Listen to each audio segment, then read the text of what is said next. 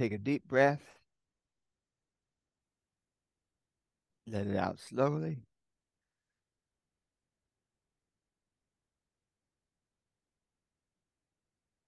Take a deep breath.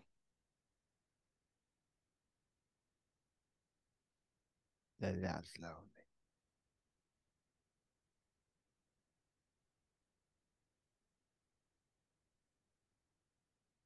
And in the space of peace and relaxation, we are open, receptive, and ready to learn.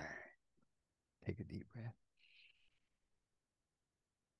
Let it out slowly. Welcome to another edition of Success Talk.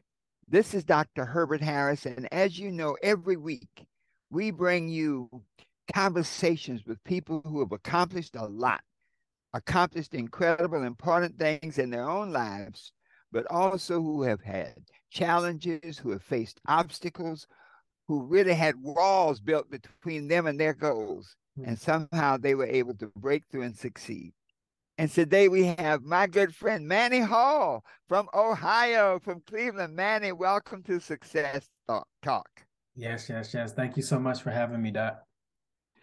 Well, I tell you, man, I'm just honored to see young men, particularly young men of color, doing stuff Yes, and on the move and wanting to know and working hard at it. absolutely. So tell us about a little about what you're doing right now, Manny. Yeah, so right now I have a marketing agency. It's called Manny Hall and Associates, and it is helping a lot of individuals all around the world really to focus on their brand development. And Dr. Herbert, the reason why this piece of brand development is so important for this day and age is because we as individuals, especially using social media, trying to grow a business, we're bombarded with all type of advertisements and different things on TV and podcasts and blogs and all of these things. But we need to become centered. We need to really understand the value that we can ideally bring to the world, that I believe God has placed every type of gift inside of somebody that has something to bring to the world. So I help to transform that gift, to work on that gift. It would be likened to a basketball coach specifically for Michael Jordan, to help him with Mm. his fitness and training and his mindset and all of those things at the same time. Because my goal is for them to be much more successful. And a lot of times what's standing in the way of their success is them. So it's like we have to Mm. really identify, like, how can we get this person to move to the side, at least for a few months, so that we can start executing on these goals and dreams. Like when a lot of my clients will come to me and they say, well, man, I just don't feel confident enough. I say, okay, there are some things that you are confident about, because if I asked you to explain your story as a Black person in this society, you could talk for days. Mm-hmm. So what is it that you know that you know that you know that you can talk about very Mm-hmm. fluidly without any issues? Those things, you ain't got to struggle with confidence in that piece. Mm. Sometimes Yeah. we struggle with this confidence piece because we're trying to enter a territory that we've never been before. And then Mm. these type of entrepreneurs at this day and age, we like to explore different territories we've never been to before, nor do we want to ask for information, any type of suggestions, a mentor, a coach. We're going to try to do it all on our own. So we struggle with imposter syndrome. We struggle with confidence because we're in uncharted territory without any directions. Well, Manny, when you were talking, I was thinking a lot of times small businesses don't appreciate the power of a brand and brand building. They'll be so involved and so concerned that am I making some money Yep. today? Yeah. but Yeah. Yeah. but you would the brand, the power of the brand. Corporate America understands it. I mean, you Yeah. think about it. IBM was so branded that everything was an IBM machine. you know, Yeah. all tape is Scotch tape. Yeah. Yeah. Yeah. so Absolutely. and so you go to buy the brand, you don't even care about Yeah. anything else. If it's not Scotch tape, if it's not IBM, Yeah. then it people won't buy it. Absolutely. And so Absolutely. that's a powerful piece to teach a small business. Absolutely. And it's a very unpopular piece to Mm-hmm. teach to small business owners. And this is where, like, we can kind of segue even into your book, because within the book, it's like you teach these principles that, yes, are also in Napoleon Hill's Think and Grow Rich, are also in The Power of Now and some of these other books. But the way that you articulate it for us to really be able to capture this information and use it specifically. So when I think about like the law of attraction, for instance, I realize that this type of content that I'm talking about on a consistent basis is not popular. It's not something that people want to do because it's the long game. It's really building a brand from ground up. They don't want to do that, Dr. Herbert. But when you think about the law of attraction, there are thousands and even millions of people that are on that same wavelength of talking about this type of stuff. And those are the individuals that become my clients. So I don't chase clients at all. I don't have to follow up a million times with them. The right people continue to come because I'm putting out a message and they somehow hear me. So it's similar to that Bible verse where it says, my sheep know my voice, right? Yes. Because like I'm speaking and the right people, they just hear me and say, hey, I think you're talking to me, sir. Yeah. Yes. Yes. Well, it's interesting you say that because I think, there's that scripture where Moses, for example, God tells Moses, go into the promised land and tell Pharaoh, let my people go. And Moses, each person in the Bible is really another aspect of you. Yes. And so when God tells Moses, the first thing Moses did is stop making excuses. Yeah. I can't talk. I stutter. All these kind of, and basically God said, look, you open your mouth. Yeah. And Yeah. I'll put the words there. Oh, that's Yeah. it. That's Yes, it. sir. And so when you open your mouth to share your message, because as you say, for many, especially starting out entrepreneurs, they don't understand the power of branding and how the Yeah. long game. Business is really for the long game. Anybody that's in business for the short game is not going to be in business long. you know. So so the idea of that long game of seeing, where you want to position yourself. I mean, even people will be in business and you say, well, what is your business? Mm. Say, well, I sell phones. Okay. Well, what is your real business? What do you mean? You say, I sell maybe communication devices. Yes. Okay, what is your real business? Yeah. Connecting people. Yes. Yes. you Yes. know, and so when you start seeing it from that big piece, an excellent example of branding when I was in the computer area. I mean, I went back to the punch card days. Okay, Okay. and and the computer we worked, with IBM as a consultant in different times, and IBM had so branded the computer Mm. that it was called an IBM machine. Wow. And the federal government spent about 10 years suing IBM, claiming that they had a monopoly. Wow. See, there you go. Yeah, Wow. yeah. They said that IBM had a monopoly. Mm. Meantime, over here in the corner in this garage, Bill Gates, not Bill Gates, Steve Jobs, okay, and his team are building these little computers, and everybody who talked to him said, "You must be crazy. You can't go up against Mm. IBM." Wow. So IBM was branded as a machine, Mm. and Steve Jobs said it's not about the X's and O's, it's about people expressing themselves. Yep. Okay. And so you remember the first Apple machines, the thing that everybody loved about them was that they could make what was it, a brochure. They had graphics. IBM didn't have any graphics. It was all about X's and O's and Steve Jobs, man, I had guys buying when they were $6,000, Wow. making and making brochures, but spell check had not quite evolved yet. So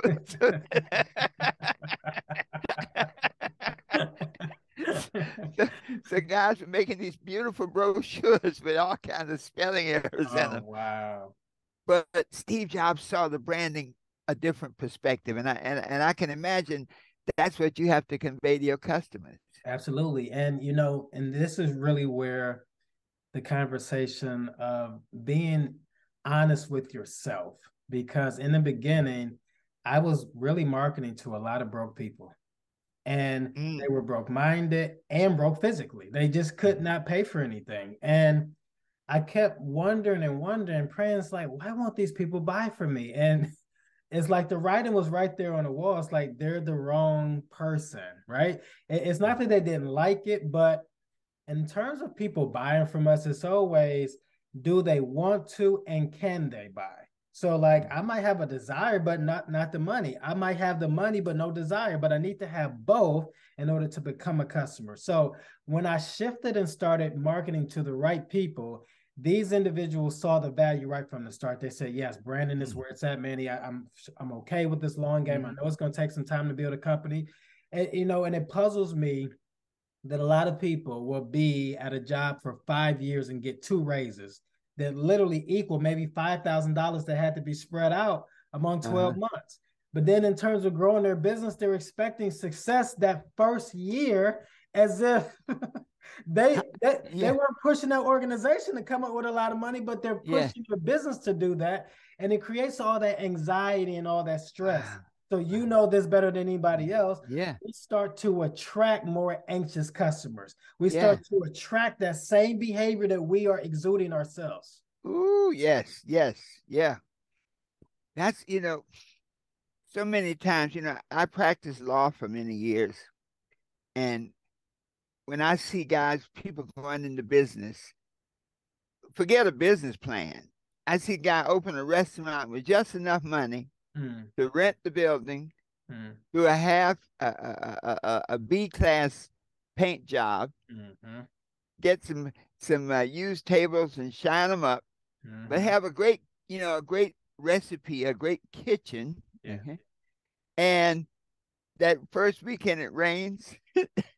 The second weekend it rains. The third weekend they're out of business. Because they want to build a business out of cash flow. Yes. Yeah. Yep. So yeah. Well, your job is really cut out. Now that you've been doing it for a while, how do you see companies perceiving you? So I think that companies are perceiving me a lot better once now they know that we exist, because before it was a scarcity thing. It just no one knew that we existed. So they were probably searching for a company like ours, but it wasn't out there. So now we're working with more medium-sized businesses, and I would say smaller to larger type of small businesses, for ones that are bringing in at least like 1 million plus a year, those that are really trying to grow their business off of a brand and want to make that connection. Because to your earlier point, Dr. Herbert, I think a lot of people go into business expecting a large amount of money, but they have no idea that really growing a business means that it's going to be here for a while. And you're going to go through these different stages of growth. And it doesn't mean it can't happen overnight, but if we see an average tree, not a spectacular tree, an average tree outside, that tree had to go through a process. But it's like we are under this misconception that if someone is already successful, I can call them and they're going to tell me exactly what to do, and I can do that and I'll be successful. But it doesn't work that way because they don't know the hell that you had to go through in order to get here. They have no idea the turmoil and all the positions that you had to pivot and misunderstandings that happened, and times you had to bite your tongue, and time that you wanted to go off on somebody and you didn't because you had to keep your class.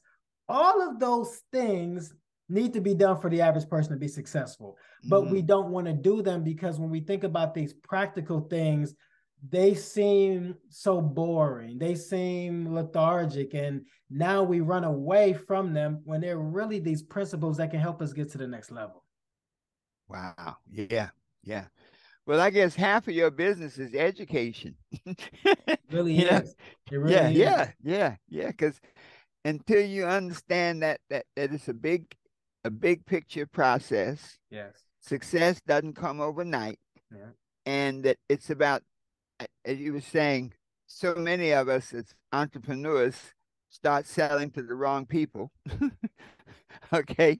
You sell to all the broke people. Yeah. And then you realize under that law of attraction, you are attracting them probably because you don't think you really have what it takes to sell to the rich people. That's it. That's it. Yeah.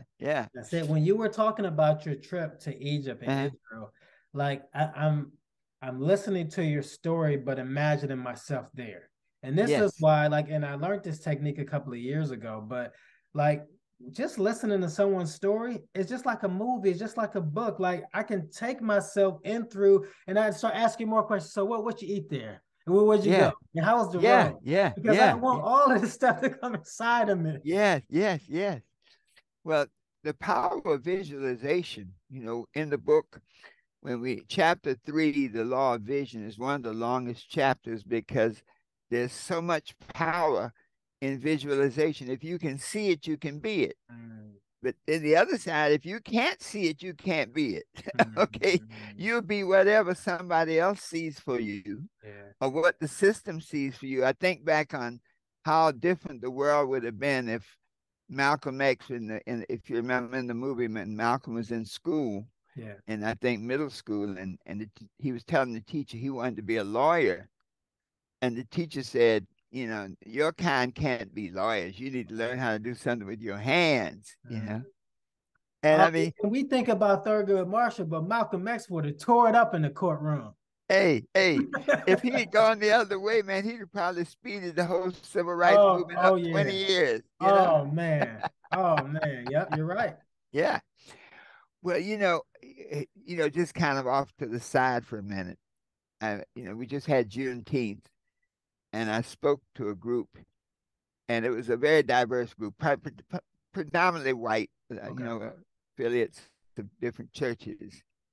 And in one of the presentations, one of the lady was offended. I saw she got up and actually walked out, a white lady. And Mm, so after I talked to her, I said, when you come to listen to about this story, there are going to be things you don't want to hear. mm, Okay. And so, but you have to stay. You have to mm, stay and hear it. mm. And one of the thoughts was that you have to be able to see the vision of how it can be Yeah. and understand everybody else's perspective of how it is, how they see it. They I can't give you very much guidance in how they treat you at the country club. Right. Okay, Right. because Right. I haven't been to the country club, and I was telling the lady the country club here in Wilmington for 100 years was totally segregated. I mean, it wasn't segregated. To this day they don't have any black members. Okay, Wow. yeah, Wow. okay. And the only time they'll ever have one is when one of the major corporations brings in a black executive. They have to bring him in. Mm. But I know that when he gets there, he doesn't feel warm and fuzzy. Right. Right. Right. Yeah, Right. yeah, yeah. So, but it's one of those things that until people can see a vision of how it can be Right. and Right. get out of how it is, they Right. stay stuck. And the challenge I was telling them, I said, the problem is not, whether black people get reparations or don't. That's important. I said, but the problem is really that America is like a high-powered supersonic jet Mm, carrying so much baggage mm, that it can't get off the ground. mm, And so mm, racism and all the things that's happened in slavery and all these different, like even the mm, political climate mm, today, mhm.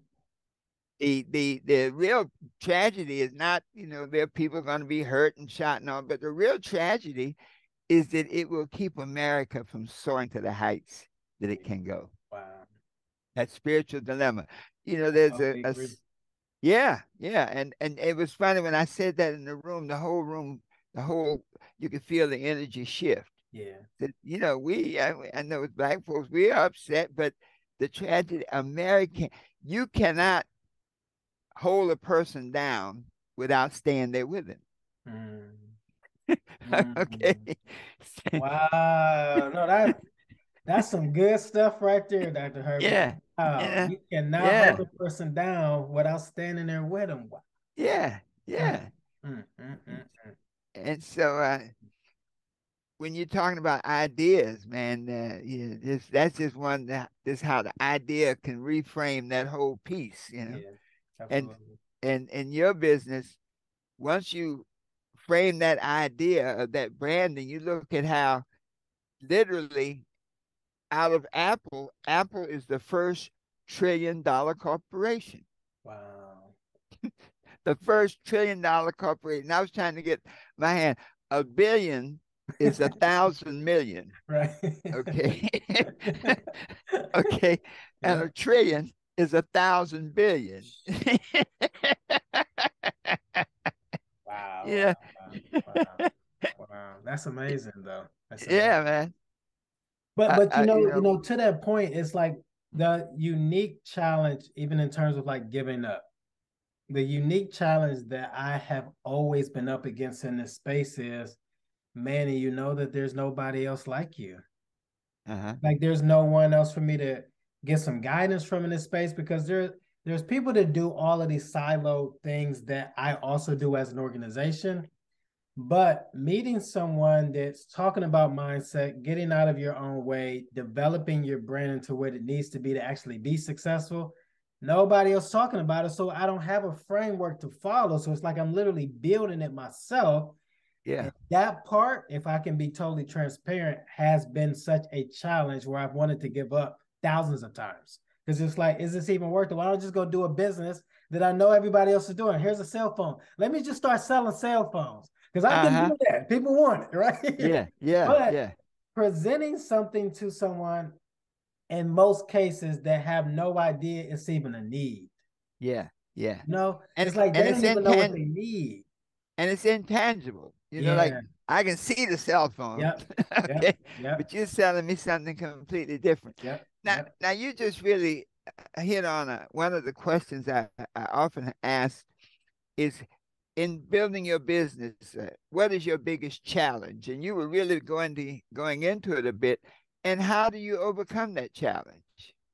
Yeah. So one of the ways that I have overcome that challenge has been meditation, has been some deep prayer time, has been me not trying to figure out everything. So, like I said before, teaching my clients how to get out of their own way, I had to get out of my own way, because I felt that, all right, there has to be a way I'm gonna figure this thing out. I was like, that was the wrong way to do it. The Mm-hmm. more time that I've spent in meditation, there's a really great book called The 4 Hour Work Week, where the guy named Tim Ferriss talks about how he reduced his week from 60 hours all the way down to 4, because the Mm-hmm. majority of time he spent in just meditation. Mm-hmm. They were asking him all these questions, said, well, it seemed like you're wasting a lot of time being in meditation. It's like, no, I'll be wasting a lot of time doing all that busy work that is actually unproductive and not getting me closer to the stuff that I need to do. So, Dr. Hubbard, I have been sometimes in a meditation for an hour and a half, 2 hours, just laying there or sitting there, and ideas start to just come like a flood. And I'm just like, well, why didn't I know that before? Mm-hmm. Because I didn't have access to that information, because I was living in this physical reality, trying to do things that I knew to do, trying to depend on whatever information that I had. But now in that meditation time, God is revealing to me all these amazing things and giving me access to stuff that what? Eyes have not seen, nor ears heard, nor has it even Mm-hmm. been entered into the hearts of men what I'm Mm-hmm. trying to do for you. So Mm-hmm. that stuff I can only get in meditation. When I did that, he started to give me strategies and plays to run within my business that made me massively successful. That gave me all these opportunities that opened up so many doors. And I started to manifest. Like my wife and I, just last week, we were able to go to this event that literally was probably about $50 or $60 for people to be receive rewards here in Cleveland. It's like this really big gala type thing, and they had it at Severance Hall. And I said in my mind, Dr. Herbert, I don't think that this is in the budget for me to do. So Mm-hmm. I believe that I can go, but here's a time where I'm gonna have to really manifest this one. Mm-hmm. So I let it go, but before I let it go, I sent my wife a message and said, "Hey, babe, we're going to go to this thing."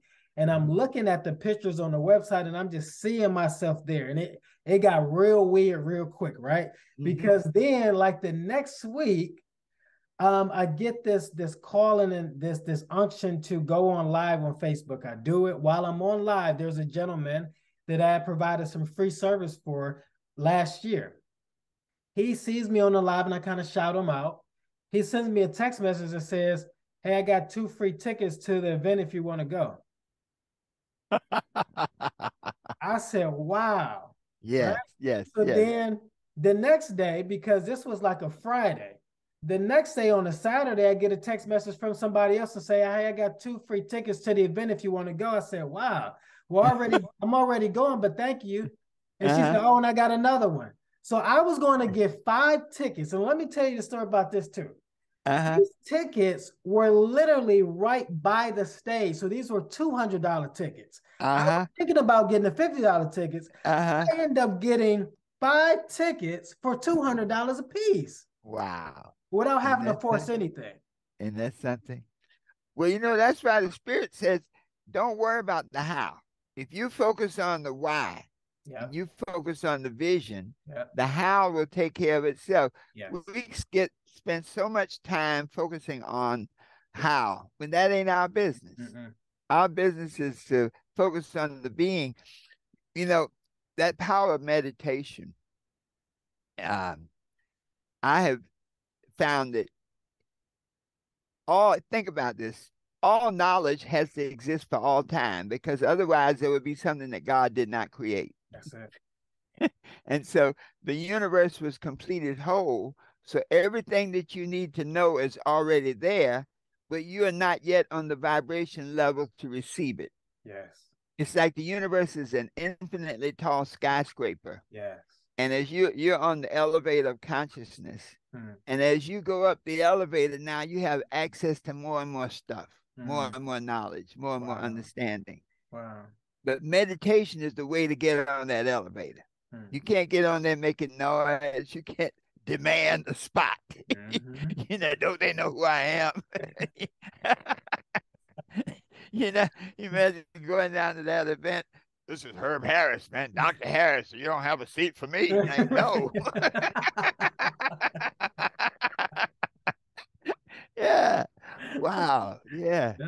And And then I'm let so me glad share you said, another quick story, Dr. Hubbard. So yeah. just when was this Saturday? Mhm. I went to go pick up my daughter because I had her from outside of a marriage, and she said, "Okay, Daddy, I'll see you soon." I'm on my way down there, and I have this thought about someone that I had met at this Panera Bread. It's like that Macedonia area, Mhm. and I said, "Oh, you know what? I don't know whatever happened with that, but I guess it'll come together." 5 minutes later, I'm on the freeway, and there's someone beeping a horn at me on my left side. It's the Mhm. same guy I was just thinking about. Wow. He's beeping the horn, Yeah. trying to flag me down, saying, Manny, Manny. And I'm thinking, Yeah. my window is rolled up. You've never Uh-huh. seen this car before. This is my wife's car. But Yeah. he knew it was me. It It was so was me. strange. So he's Wow. looking over. I'm trying not to crash. I'm like, okay. He's like, call me. I call him. He says, yeah, like, we still need to do something. I said, absolutely.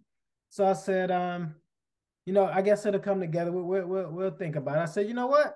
You're already doing this workshop series on group Uh-huh. homes. Maybe you can add this marketing component to it. I can come in and talk about marketing. He said, that's it, Manny. Let's do it. Now, Mm. what if I wasn't in position? See, those are the Mhm. things that I'm always concerned about is not being in position because I'm realizing that the more that I align with what I'm supposed to do, everything just starts to fall in place. Isn't that something? Isn't that something? Man, I am just so glad where you're sharing today. People have to hear it because people hear they learn about it, they read about it. But when you see how it's actually operating in people's lives, when you see the miracles happening, and I don't even like to call them miracles, it's just manifestations Yeah. based on your own level of consciousness. Yes. You know, Reverend Ike used to say, he said, look, he said, when your level of consciousness is high, is on a Jesus level. Mm, He mm, said, when Jesus walked up to the graveyard and said, Lazarus, come forth, mm. he said Jesus' consciousness was so high, if he hadn't called Lazarus by name, all the dead people would have gotten up and walked up. That's powerful. Wow. Yeah. And so it's just that we often distrust our own potential. Mm, We're afraid And so, and then distractions and that animal side of us, I gotta feed my family, I gotta do all. Yes, you gotta do that, but God would not put you here without giving you all the tools to do that without struggling and being upset and going through all kinds of crazy stuff. That's it. We create our own heaven or hell. That's it. Yes. We put ourselves in prison and have the keys in our pocket to get out. Wow. That's so Yeah, good. yeah. So, well, man, tell a little about your background, man, because you're really. I like to look at you as what I call an evolved person, Thank you. and you can tell evolved people. Number one, it's not just that they get results, because unevolved people can get results, and you can hit the lottery and solve all your financial problems. Your mindset hasn't developed, Right, you right. know. But Yes, evolved people. So a little about your background. Where were you born? Your brothers and sisters, and absolutely. tell us a little So about that. Yeah. my mom and dad, they were born here in Cleveland. Well, actually my dad was born in Boston, and when he Mhm. was a baby they moved here to Cleveland. And hardworking people, but never really had any of what I have right now mindset wise, because Uh-huh. they were just part of like this fight or flight mentality where they worked really hard. They were always nervous about money, always afraid that they weren't going to pay the bills on time. They didn't pay the bills on time, always arguing about money. A lot of turmoil growing up. I was a baby of the family, so I didn't really experience a lot of the drama. But because my mom had went through so much with my dad, she was really condescending and really mean to my dad, and I could never understand why. And then years later, she explained to me, some stuff that had happened with them to cause her to act like that. And I said, okay, well, that makes more sense. So then I went to my dad and said, hey, I heard what you did back in the day to the kids and my mom. And he said something that I'll never forget, that I can't change what happened, and you can choose not to be around me, not talk to me ever again. But if you want to have a relationship with me, we still can. I apologize, but I can't go back and change it. If I could, I definitely would. So I respected him as a man for that. And that has also taught me to be the type of man that owns up to mistakes that he's made, and to Mm. uh, be the first one to raise their hand and say, hey, there's a mistake over here. I made it. Instead of someone having to see my faults later, I'll bring it out in the open. And as time went on, we moved a lot. It was a lot of inconsistencies growing up. That turned into a lot of inconsistencies with me with relationships with girls and women. I was married previously. We had a divorce, so we had two amazing kids together. And now I'm remarried to my wife. And so she had two kids before I met her. And we had one together. If y'all was trying to do all the math, that's a total of six. So we got Uh-huh. six kids Yeah. that were blended. And I'm really living the best life that I could have ever lived right now, Dr. Hubbard. It's definitely been a life of challenges, but these challenges have not only made me more successful, but when I look back on these challenges, they don't even look like challenges. So that now I approach every new one like, oh, you're not even that big, because I thought that the other ones was big. So you this Mm-hmm. size, you ain't even that deep. So this has really allowed me to know that no matter what I go through, I'm always going to get through. I ended up going vegan probably latter part of 2020, and still have been vegan. And I did that primarily to help my body, because I was going through a lot of pain through Mm. this illness called neuropathy, which is like nerve damage. And Yes. I was trying to like heal myself, I couldn't do it. So I started doing everything that I could to incorporate drinking more water, eating better, reducing stress. And meditation this is where it really was a focal point for me. So, reading books like yours, Think and Grow Rich, Law of Attraction books, 12 Universal Laws, all of these really helped me to understand that there was something about me that kept bringing all of the stress to me.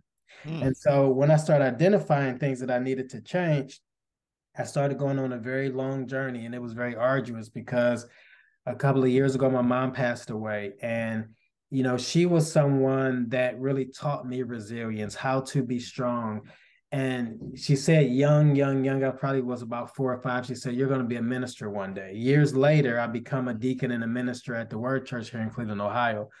And I just had this fight inside of me. And Mm, I wanted to really help other people, but I knew that in helping other people, they weren't always going to be happy with my message because it was mm, almost like a John the Baptist type thing. Like, yeah. hey, prepare you the way of the Lord. Hmm. And I know that these business owners can be successful, but again, we keep doing things as antithetical towards our success. For some reason, we don't like reading books where the Yeah. information is right there. Yeah. Even that phrase and statement of you want to hide something from a black person, put it in a book. We've heard that for years, but we still don't read the doggone books, Dr. Harvard. Yeah. Yeah. And Yeah. I had to get to a place of understanding that if I wanted something different to happen inside my life, I was going to have to do something different. And even though this isn't popular talk among our community, I started listening to Joe Dispenza, a lot of his talks and books that he's wrote. And it really just helped me to understand. My most famous book that I love from him is what is it called? What is it called? Breaking the habit of being yourself. That's what it's called. Hmm. Breaking the habit of being yourself. And that one really taught me, it's like, Manny, there's some habits inside of you. I know you want to pray everything away. I know you want to ask God to Hmm. help you, but there's some things practically that you could be doing to enhance or improve your life. And those Mm. are the things that I started doing. And again, I didn't have friends talking about this type of stuff. It was my wife and I just learning as much as we could.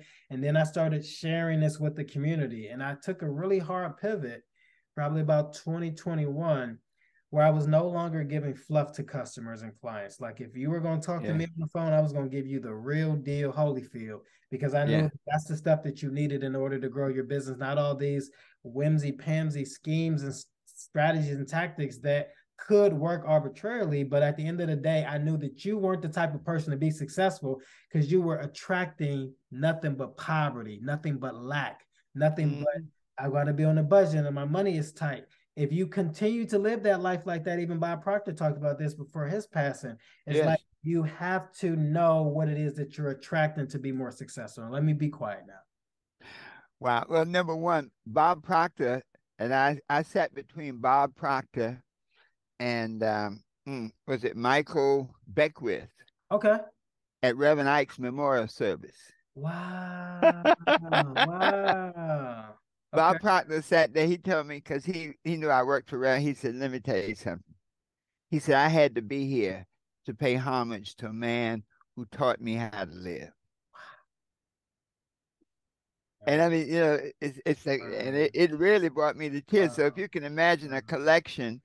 Yeah. Meanwhile, Al Sharpton's up there officiating at a part of the memorial service Wow. because Al Sharpton and Reverend Ike studied under the same bishop in Brooklyn, Bishop Washington. When Al was a Oh, child minister, wow. Reverend Ike was a young minister in the church. Wow. Yeah, yeah. Wow. And to see the people there paying homage to Reverend Ike, it's one of those things you had to be there to see it. Yeah. It's like you wouldn't think, but Bob Pryor, he said, I had to be here. Wow. Yeah. That's amazing. Yeah. Well, I'll tell you, the growth that you're going through. And Cleveland is funny. I told you the 12 Universal Laws of Success was written in Cleveland. Yeah, I remember you saying that. Yes. Yeah, I lived up on in Cleveland Heights, and I had come to Cleveland with Bob, with Tony, not Tony Robbins. What's his name? Tony. He had the program called Black Journal. Okay. Um, huh, it'll come to me. But anyway, I came to Cleveland with him and Black Expo when they used to do Black Expo downtown. Yeah, I You remember might have that. been a key. Yeah, Yeah. yeah, yeah. This would be in the early 90s. Okay. Yeah, 91, 92. And Jerry Roebuck, who produced the Black Expos all around the country, was one of my students. He'd taken one of my seminars and, like sort of put it into action. And Tony Brown, Tony Okay. Brown. Okay. Yeah, Tony Brown was a brother who had a real prominent. He had a program called Black Journal, Okay. and it was carried on PBS and then expanded. It was like one of the first national programs. Oh, nice. And I liked Cleveland. Mike White was mayor then, Yes. and Mm-hmm. yeah, I settled down. I had sold my business and left New York, and because I concluded with the money I retired, and at that point, and I came to Cleveland, and just got into the flow there. George Frazier Yes, was yes. just yeah, Yeah. yeah. But George was he was beginning to evolve. I had met George earlier when he came out with the first Success Guide. Okay. Have you ever seen his when you talk about these like these black business directories? Yes. George Frazier published one that was so highly. I mean, it was like the Rolls Royce of books. Wow. It Wow. was so profound. It came to the attention of Reverend Ike, and Reverend Ike said, "You got to go see this guy." He would send me to meet people. Okay. When Okay. he saw people doing stuff. Yeah. And man, George had made an incredible index of black businesses, Mm. and it was so professional. So it couldn't go anywhere. In other words, he started with a Rolls Royce. Gotcha. Okay. There was nowhere to Yeah. go with it. And Yeah. I loved Cleveland. He was doing First Fridays, and a Mm. lot of the intellectual people, the writers and the tap dancers and the singers would come together. Yeah. There was a place around 105th Street.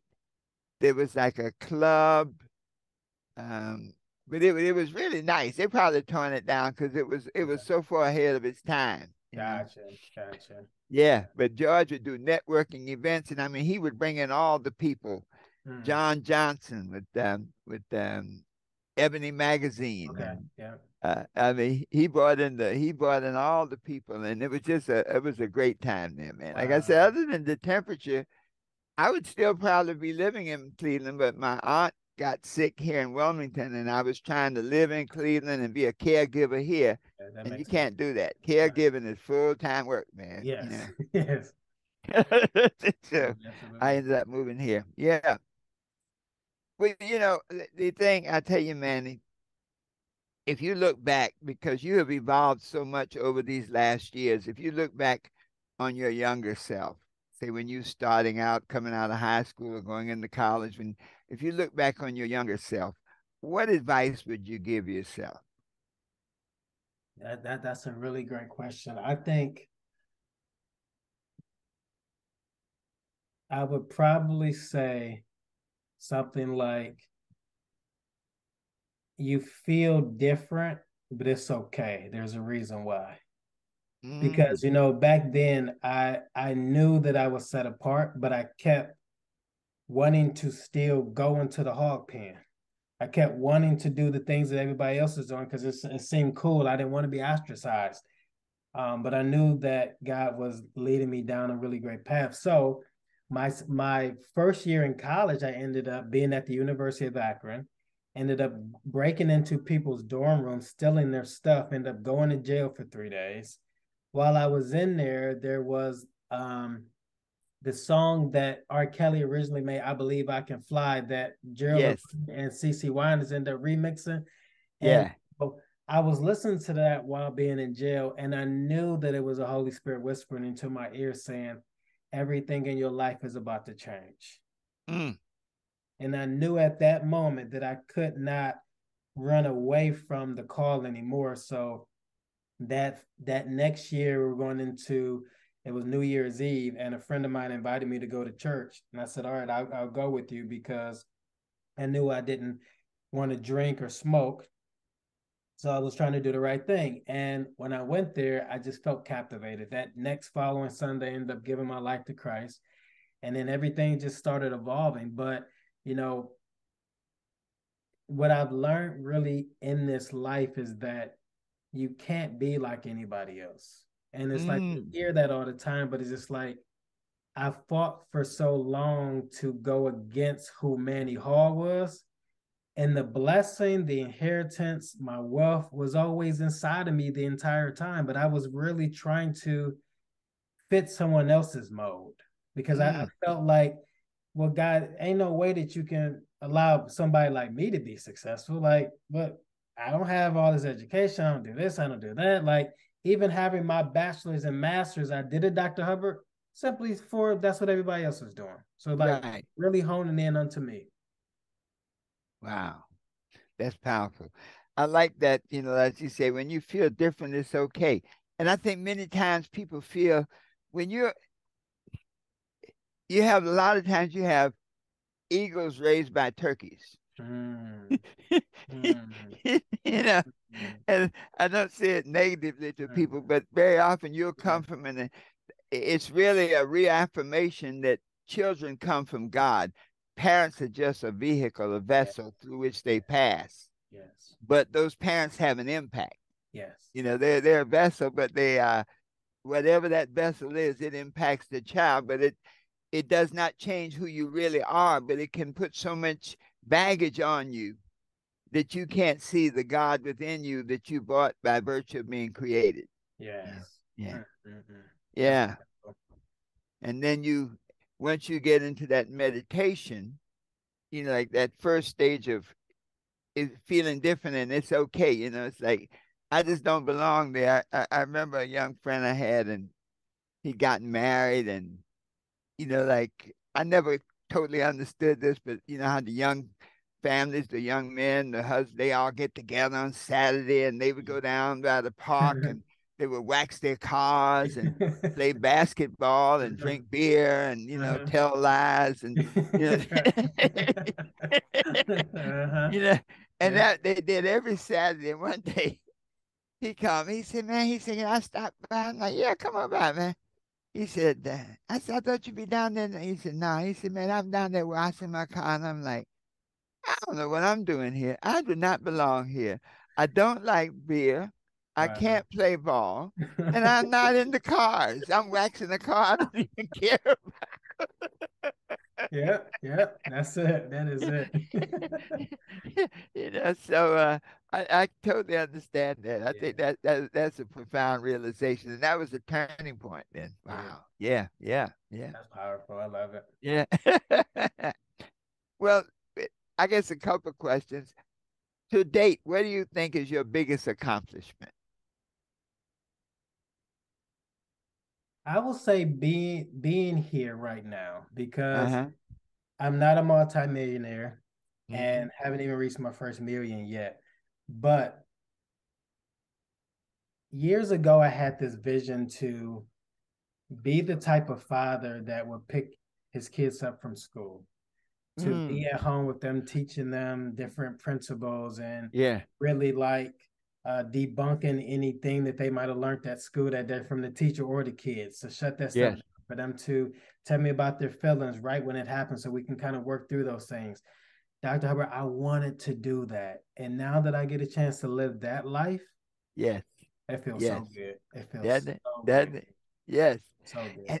And, and it's such a switch for black men, Yeah. you know, to be there. I remember, going through and taking my daughter to school and, and even being involved, with uh, one of the ladies I was dating at one point. I had a son, and my job was I was busy writing, and she was a lawyer and doing her, and I'd take the kids to school, I mean, I'd be the only brother out there in the line picking them up, man. I tell you, Uh-huh. if you want to meet some women, you get out there at Oh that yeah. school bus. I tell Yeah. you, man, that was amazing. And it's funny, man, to this day, the young children that dealt with at that point, man, really I can see how it impacted their lives. One of the young men invited me. He's doing stand up now, and Oh he wow. called me and he said, "Mr. Harris," he said, "you got to come." He said, I want you to see my show, and I want you to critique it." And I Mm. was honored, man, because I hadn't seen him in maybe 15 years. Wow. Yeah. And man, I went there and I said, "Brother, you are good." He said, "Well, I got a lot of the stuff from you. Like I picked a lot of my mannerisms, and it's funny. I was sitting there and I was saying, boy, that sure looks familiar." And And so I learned that as a man, especially as a man of color, you are an example to people that you have no idea they're even watching you. Yes, absolutely. You're inspiring people from across the way, Mm, and that may be your gift, yeah, So yeah. many times when the challenges of life are so, distractive that you don't see your gift. See, your gift is you just got a lot of patience and Mm, you're a kind person. mm, That's a huge gift. Yeah. mm. Yeah. If you look down the line that you are evolving now, where do you see your business going? Where do you see your life evolving? And then I guess the question, I like to look back. A lot of times when we talk about the idea of manifestation, is say, see the end, begin with the end in mind. Yes. If you look down the road 20, 25 years with the end in mind, what advice would you give your current self as Oh, you go forward? that's a great question. I'm gonna have to steal that question and give it to my clients too, Dr. Herbert. So if you hear it again, that came from me. I'm the one that said it. I got it from you. I'm saying it Yes. now. Okay, Yeah. so I think 25 years from now, if that person could give me some advice, he would probably say, just don't stop. Because Mm. where you're going, you literally are about to be right where I'm at. You just can't stop. But if you stop, if you pivot, if you start looking back, remember when Lot's wife looked back, turned to a pillar of salt. I think that there's a really strong principle in all of that. And I think that one thing that I've been plagued with is stopping before. Mm. But Okay. now I gotta just get on this road of not stopping, where it's like a fast moving train that it's not slowing down, it's not stopping for nobody, it's gonna keep going forward. So I think that that's what 25 years from now self will say. Don't stop. Mm. Woo! That gave me a little chill, man. Because I think you just shared something. When you're on the path, there are always distractions. Mm-hmm. And there are always moments of invalidation where you doubt yourself. You get on a path and like nothing's happening. That Mm-hmm. you're on the train and nobody Yeah. on the train with you, and you're not even sure if the train is moving. you Yeah. know, Yeah. but you go down that path, and so many times you get there and you let something distract you. Whatever it is, activity, competition, women, drugs. Yeah. You lose faith in yourself, and Yeah. you start hesitating in your decisions. Mm-hmm. It's like that ring, when you go on the old merry-go-round, when you grab the ring, when you miss that ring, you got to wait until you come around again. And Yeah. it and Yeah. it might not be there. It might Yeah. have Yeah. moved to another place. Yeah. Yeah. You're You're right. grabbing a ring and the ring is moving.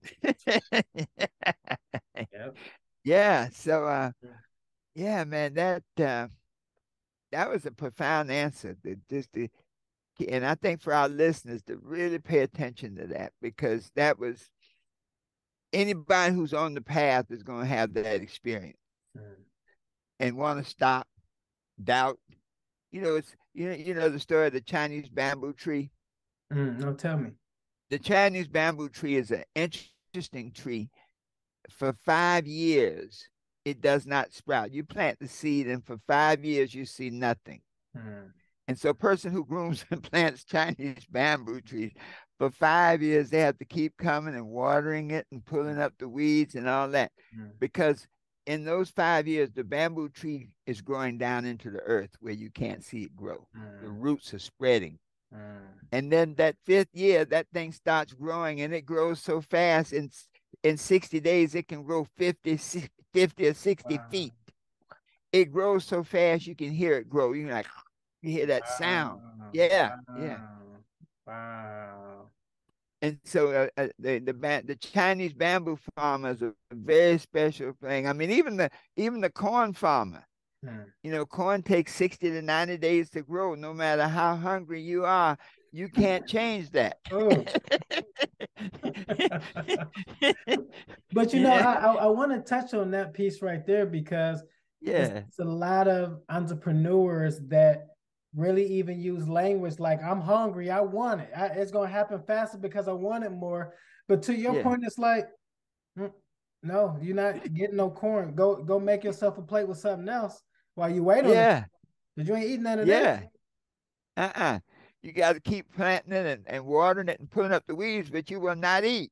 Wow, that's Wow. powerful. Yeah. And I Yeah. think that the principle for all of us really, no matter who you are, what you're doing, is like you just stay consistent. Now, you don't stay consistent doing things that aren't productive, but Uh-huh. if you know that you know and trust in the process of this Chinese bamboo tree, it's going to happen. I could literally know that as long as I'm doing my part with watering it, with giving it enough sunlight, this thing is going to grow and flourish. But it's like we Yes. get Yes. so angry, Dr. Hyde, because we look at it, it's like, I've been putting in all this work and I ain't got no results. I've been posting on social media, been sending y'all jokers these emails, and nobody bought nothing. Nothing. Yep. Yep. Yep. So you Oh, Lord. immediately say to yourself, well, this ain't working. I'm about to just say, forget it. Yeah. Yeah. And that's Yeah. something. Wow. Wow. Because what if somebody literally planted 5 bamboo trees and then somebody sold them the land and said, hey, it's five trees. Hey, man, you took my money. I've been waiting Yeah. for 3 years and ain't nothing happened. Yeah. Oh, Yeah. you got to Yeah. wait 2 more years. Yeah. Yeah. Yeah. Yes, sir. Wow. Mm-mm-mm. Well, yeah, now you shared something. I thank you for your positive comments about the book. How did you first come into possession of the 12 Universal Laws of Success? Yeah, so one day I was searching on YouTube like for any book on mindset. Like I was really trying to learn. And then I came across your book, and then I remember a client saying something about you. And I said, okay, well, that's confirmation. Like she talking Uh-huh. about this. I just saw this guy's book. So then at that point, I immediately said, okay, let me really tap into it. And what's really interesting from what I've saw from your book is that, like you said early on, you explain these principles in a very simplistic way for us to be able to grasp and understand. Now, what I've come to learn is that a lot of it is doesn't have to be as complex, but where we are on this vibration, it's like you're talking Chinese. So it's just like Yeah. you're reading through the books, like, what is he talking about? I don't get none of Yeah. this stuff. But Yeah. if I ask you to quote a song that you had listened to on the radio, you know the whole song, the whole album by heart. Yes. But then when you think about switching into talking about the law of attraction, law of manifestation, when you're looking at vision, these are things that are often never talked about inside of our community, let Yes. alone our home. So then to have someone like you of our same descent and you're speaking about it very courageously, that was very attractive to me. And I was just like, I want to make sure that I'm tapped in. And then when I was able to connect with you here to do this interview, it was almost like a dream of mine manifested as well, because I didn't even ask for this, but I was like, wow, Uh-huh. this is amazing. I get a Uh-huh. chance to be on this show. Like this guy who I admire, this is amazing. So I'm starting to kind of like walk into these things Yeah. versus viewing them as miracles, because I often give this example to clients. If someone's basement flooded, or I'm in the basement now, if this Uh-huh. thing flooded and I was a single mom making $25,000 a year, if Uh-huh. my basement got fixed, that would be a miracle. But if I'm Uh-huh. a multi-millionaire and I knew the job was only going to cost $5,000, that's not a miracle. I know I had the Right. money. Yeah. Yeah. Wow. Yeah. So it's just like Yeah. miracles don't have to be miracles. Right. Like Right. if we really walk into who we are supposed to be, like when we think about Genesis chapter 1, verse 27, where it says we were made inside of his image and likeness. And Yes. then later on, you see in Psalms where it talked about us as little G's, little gods. Then Uh-huh. it's like if we really walked in the power God gave us, oh, we'll be Yeah. tearing some stuff up in here on this earth. Oh yeah. Oh yeah. Well, I tell you, man, if you ever get a chance to read about the life of Tesla, Okay. Tesla was a contemporary of Thomas Edison's, Yeah. and Tesla was in Europe, and the way Edison Electric worked, they had managers, and Edison was the man, for inventions and the lights and all of that. He was the man. And so the manager in Europe recognized Tesla as a great engineer, gave him a letter of recommendation. He came to work for Edison. Mm. After working there a short time, Edison gave him a problem, a technical problem to solve that Edison thought was unsolvable. And he told Tesla he'd pay him $50,000 if he solved that problem. Now, think about this. In those days, $50,000, you could buy, man, 50,000. I don't even know. You probably buy every car they made for Yeah. a week. Yeah. You know, Tesla solved the problem and Edison wouldn't pay him. Mm. So they split ways, and Tesla went to work for George Westinghouse. Mm. Okay. And they became competing um, inventors. Yeah. Edison worked by trial and error. Tesla worked by inspiration. He would go to sleep, he would meditate, and Mm. he would see the invention. He'd see the Mm. thing in his mind, in his imagination. And Wow. so his process was, how do I put what I already see to paper? How Mm. do I build what I already see? He didn't have to go wondering how to build it. Just Mm. how do I build it? I already see it. And Wow. if you look back now, Edison was a proponent of direct current. Yeah. Tesla was alternating current. Yeah. How does America live? Tesla. Yeah. Okay. AC. Yeah. And yeah, even the radio, when technically Tesla was one of the earlier inventors of the radio, even before Marconi. Oh wow. But Edison, his boys, money is always can corrupt any good thing. Yeah. When they saw that Tesla's stuff was so much more superior, they tied him up in patent court for years. Okay. And then when Tesla went to George Westinghouse, because Edison and his boys had sided up with J.P. Morgan, and when they had the great, I think it was the World's Fair in Chicago, Tesla had a whole electrical exhibit that let the world know that alternating current, that he was the one. He was trying to build a tower, and really the forerunner for radio waves and all the stuff that we do right now. Wow. And it just technically was so expensive to build that they ran out of money. Wow. And so, yeah, they put Tesla through it. And many of the patent cases, 20 years after he's dead, they resolved in his favor. And even George Westinghouse, Tesla was so in his mind that when the financiers came down on Westinghouse, now you're talking like giant corporations, these boys are playing some serious hardball. Yeah. And Tesla, whatever his royalty agreement was that he had with Westinghouse, he tore it up. Mm. Said, I don't think you be successful. Wow. And he ended the last of his years living in a hotel, But that creative process is so powerful. Even guys like the Edgar Casey, there's the Edgar Casey Society. This is a man who operated in his dreams, and he talked to presidents. He could tell you one of his dreams was like where a particular drug was going to be discovered, even what the house looked like that it was going to be discovered in. Yeah. Mm. Wow. So you are really tapped into that power, man. I salute you. I'm super proud of you. I And appreciate that. this is just the tip of the iceberg. Mm. You're just scratching the surface. It's like you're in a gold mine and you find the vein, Yeah. and all you gotta do is keep following the vein, Mm. and then you hit the mother lode. Mm. Everything, Wow. everything. I received all of that. Wow. Now, is there a website or contact information? Because I'd love to make sure that people know how to reach you. Absolutely. So my website is